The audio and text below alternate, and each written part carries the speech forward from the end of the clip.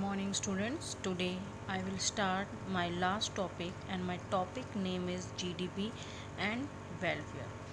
Before starting this topic, I may introduce some information to you. First of all, this is the last topic of the national income chapter, and after that we will do the assignments, questions, important questions जो कि आपके exams में आते हैं. After that, different types of questions, statement problems, HOTS, high order thinking skill types of questions. Now let us come to our topic, GDP and welfare.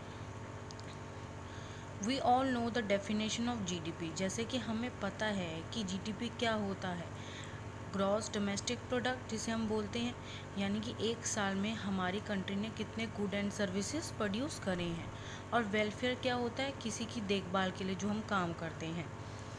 Now देखिए, the capacity to purchase good and services from the market depends upon the income of the person. यानी कि हम जो भी good and services market से purchase करते हैं वो हमारी इनकम पे ही तो डिपेंड होता है. अगर हमारी इनकम अच्छी होती है तो हम ज़्यादा खरीदते हैं, अगर हमारी इनकम कम होती है तो हम कम खरीदते हैं. और उन गुड एंड सर्विसेज को यूज़ करके हम उससे क्या मिलती है, हमें सेटिस्फेक्शन मिलती है. तो इसका मतलब क्या है, जो लेवल ऑफ इनकम है वो क्या बन जाती है, एक बंदे की वेलबींग बन जाती है. वेलबींग कैसे बन जाती है, उस इनकम से वो सामान खरीदता है और उस सामान से उसे क्या होता है, सेटिस्फेक्शन होती है. तो यानी कि जितना ज़्यादा आपका जीडीपी का जितनी ज़्यादा आपकी जीडीपी ग्रेटर होगी उतना ही आपका वेलफेयर भी ग्रेटर होगा. इसकी कुछ लिमिटेशंस हैं. Limitation number 1, distribution of GDP. इसमें क्या है, when there is an increase in GDP, मान लीजिए अगर आपका जीडीपी इंक्रीज होता है तो how it is distributing among the different section of society. तो आप उसको डिफरेंट सेक्शन ऑफ सोसाइटी में कैसे बांटोगे, यानी रिच को पुअर को किस हिसाब से बांटेंगे.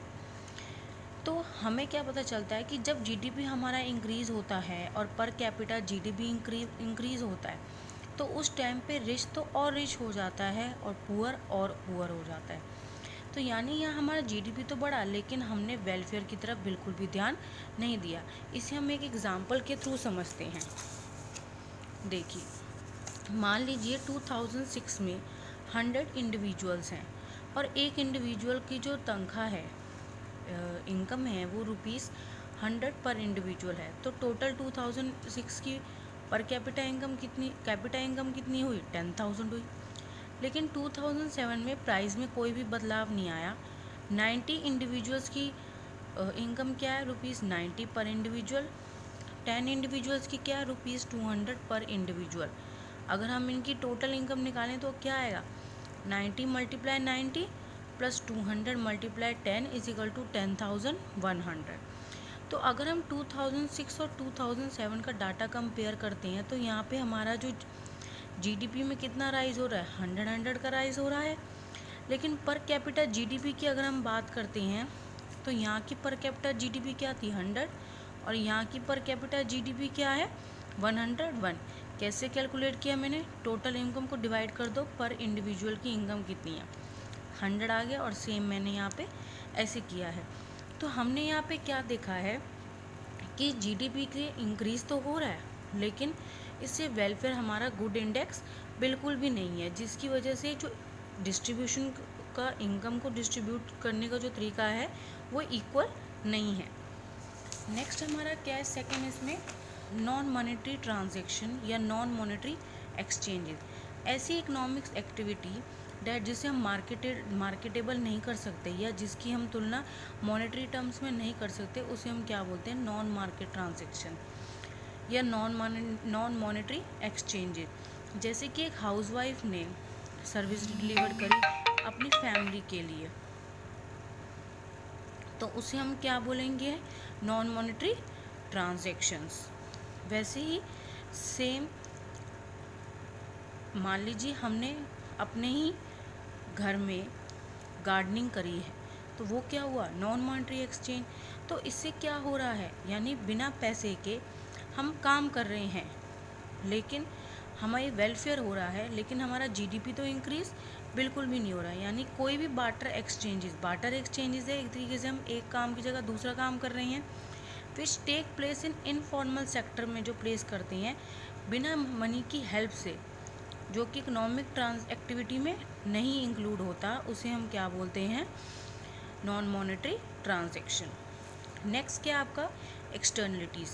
Externalities is a very important topic related to examination point. देखिए, अगर हम बेसिकली एक्सटर्नलिटी का मतलब बताते हैं तो एक्सटर्नलिटीज़ क्या होता है, ऐसी काम जो कि हमारे को हार्मफुल भी हो सकती है और हमें बेनिफिशियल भी हो सकती है, जिसके लिए हम इस सोसाइटी को पेनलाइज नहीं करना पड़ता। Externality refers to harmful effects और beneficial effects that the production enterprise have on the member of society for which they are not penalized or paid, जिनके लिए वो पेनलाइज नहीं किए जाते। मान लीजिए एक स्टील प्लांट है, वो स्टील बना रहा है तो इससे उसकी जीडीपी की वैल्यू तो ऐड हो रही है, लेकिन स्टील बनाते टाइम उसकी फैक्ट्री से एयर पोल्यूशन हो रहा है, तो एयर पोल्यूशन हमारी हेल्थ को हार्मफुल करेगा, ठीक है, और ना ही उस चीज़ के लिए हम उससे पेनलाइज या पेनल्टी चार्ज करते हैं। तो वो किसका टाइप हुआ, नेगेटिव एक्सटर्नलिटीज़ का। यानी एक्सटर्नलिटीज़ भी आपकी दो तरीके की हैं, एक है आपकी पॉजिटिव एक्सटर्नलिटीज़ और दूसरी है आपकी नेगेटिव एक्सटर्नलिटीज़। पॉजिटिव एक्सटर्नलिटीज़ कौन सी होती, नेगेटिव कौन सी होती, देखो फैक्ट्री है, धुआं निकल रहा है इसमें से, तो ये क्या है, नेगेटिव एक्सटर्नलिटी। पॉजिटिव क्या है, जो हम लोगों के वेलफेयर के लिए करते हैं। मान लीजिए हम पब्लिक पार्क में जा रहे हैं घूमने के लिए, तो हमारे से इस चीज़ के लिए कोई फ़ीस तो चार्ज नहीं की जाती, तो ये क्या है हमारे लिए पॉजिटिव एक्सटर्नलिटीज़। नेक्स्ट क्या है, composition of GDP. GDP is also not a true measure of welfare. एक जीडीपी से ही हमारे वेलफेयर की पहचान नहीं होती। If it does not consider the composition of output, if the output in the country consists a large quantity of war goods, then even the high level of GDP, the well-being of the people may be very low।